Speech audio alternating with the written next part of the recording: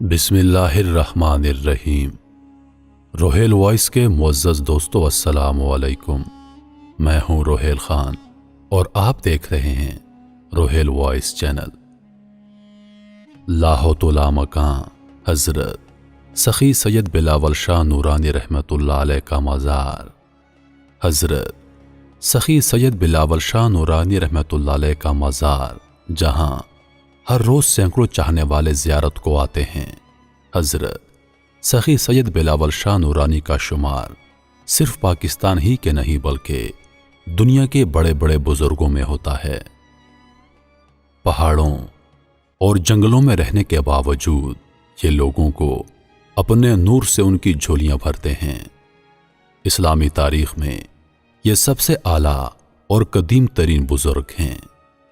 ان کی ولادت کے بارے میں کوئی نہیں جانتا، البتہ ان کی رحلت کے بارے میں پتہ ہے، یعنی اس دن جب انہوں نے دنیا سے ظاہری پردہ فرمایا۔ سخی سید بلاول شاہ نورانی کا عرس مبارک ہر سال 10 رمضان المبارک کو منایا جاتا ہے۔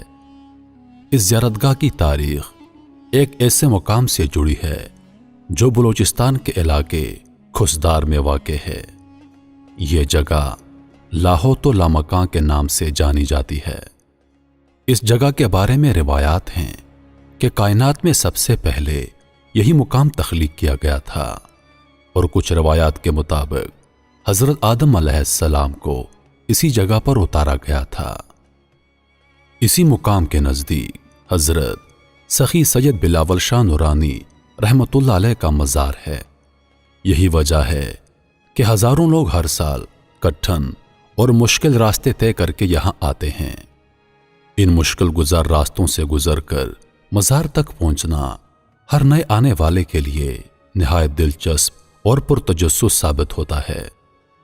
ان لاکھ مشکلات کے باوجود کئی چاہنے والے چاہت کے ہاتھوں مجبور ہو کر نورانی نور ہر بلا دور کے نعرے لگاتے مزار تک پہنچتے ہیں اور نورانی نور سے فیضیاب ہو کر واپس جاتے ہیں۔ اگر اس مقام تک پہنچنے والے راستوں کا ذکر کیا جائے تو کراچی سے حب کے راستے بلوچستان جانے کا پہلا پڑاؤ محبت فقیر رحمۃ اللہ علیہ کے مزار پر ہوتا ہے۔ محبت فقیر رحمۃ اللہ علیہ کے بارے میں کہا جاتا ہے کہ آپ حضرت علی رضی اللہ تعالی عنہ کے غلام تھے۔ پھر اگلا پڑاؤ قدمگاہ کے مقام پر ہوتا ہے۔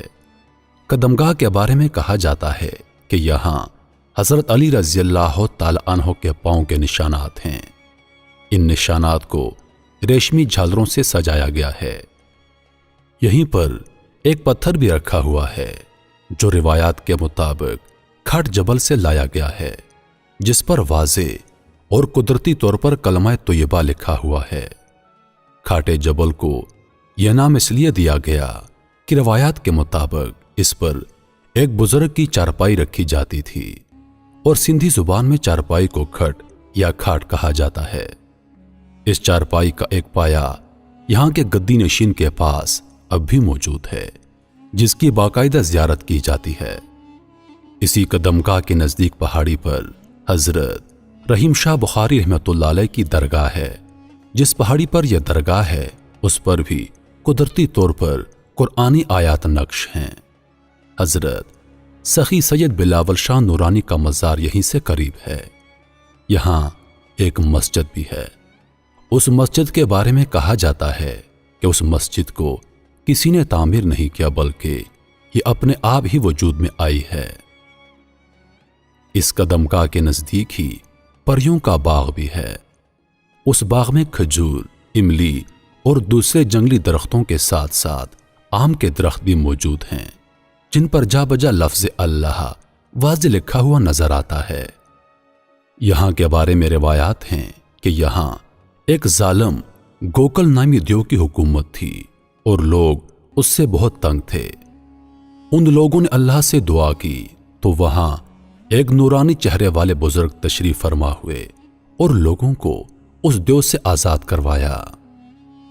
اس بزرگ اور اس دیو کے مقابلے کے واضح نشانات اس پہاڑ پر آج بھی موجود ہیں۔ اس مقام پر جا بجا ایسے نشانات موجود ہیں جس پر بھاگتے قدموں، لڑائیوں اور خراشوں کے نشانات واضح ہیں۔ इस मुकाम से असल ज़ियारतगाह लाहौत व लामका निकलती है और ज़ायरीन को 7 पहाड़ अबूर करके यहां तक पहुंचना पड़ता है। यहां पर मौजूद पहाड़ी रास्ते में एक ऐसा पत्थर भी है जिसकी मुशाबहत एक खूनखार जानवर जैसी है, लेकिन अब यह सिर्फ एक पत्थर है। कहा जाता है कि यह एक बला थी जो रोजाना एक देग के हिसाब से खाना और एक जीते जागते इंसान को खा जाती थी।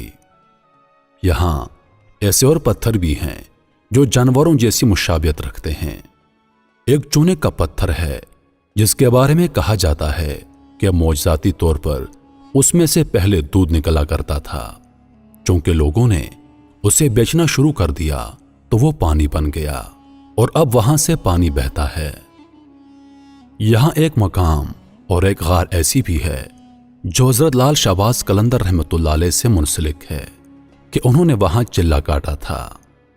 इन गारों में दाखिल होते ही एक ऐसे पत्थर पर पांव पड़ता है जो शेर के जैसा है। उसे निगहबान कहा जाता है। वहां दाखिल होने से पहले एक खास साबुन से मुंह धोना पड़ता है। ऐसा करने से गार के अंदर का अंधेरा कम हो जाता है और हर चीज साफ दिखाई देने लगती है।